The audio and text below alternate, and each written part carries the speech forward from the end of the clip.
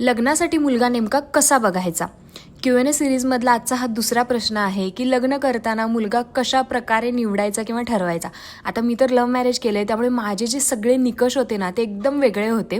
Arrange मॅरेजमध्ये mostly ना मुली सगळ्यात पहिला मुलाचं इन्कम, मुलाकडे घर आहे का, मुलाकडे गाडी आहे का, या सगळ्या गोष्टी बघतात. पण मला असं वाटतं या सगळ्या गोष्टी मॅटर नाही करत आणि हे सगळे जे ओपिनियन्स आहेत ना ते माझे आहेत. प्रत्येक मुलीचं वेगळं असू शकतं. पण या सगळ्या भौतिक गोष्टींपेक्षा ना आपल्या पार्टनरचा स्वभाव कसा आहे हे खूप जास्त महत्त्वाचं असतं. आता तुम्हाला असा प्रश्न पडेल की इतक्या कमी वेळामध्ये अरेंज मॅरेजच्या सेटअपमध्ये कसं समजून घ्यायचं की समोरच्याचा स्वभाव कसा आहे. कोणाचाही स्वभाव ना इतक्या पटकन नाही समजत. 2-3 भेटीमध्ये तर तो कसाच नाही समजत. त्यामुळे अरेंज मॅरेजच्या सेटअपमध्ये समोरच्याचा स्वभाव पूर्णपणे जाणून घेण्यापेक्षा ना तुमच्या आयुष्यात काही कंपल्सरी ज्या गोष्टी तुम्हाला पाहिजे आहेत किंवा नको आहेत, म्हणजे तुमचे प्रिन्सिपल्स, या सगळ्या गोष्टींवर चर्चा करा. आमच्या लग्नाच्या वेळेस ना मी आणि पार्थने अशा कोणत्या विषयांवर चर्चा केली होती ना हे मी तुम्हाला उद्याच्या व्लॉगमध्ये सांगते, कारण की हा व्लॉग खूप जास्त मोठा होतोय.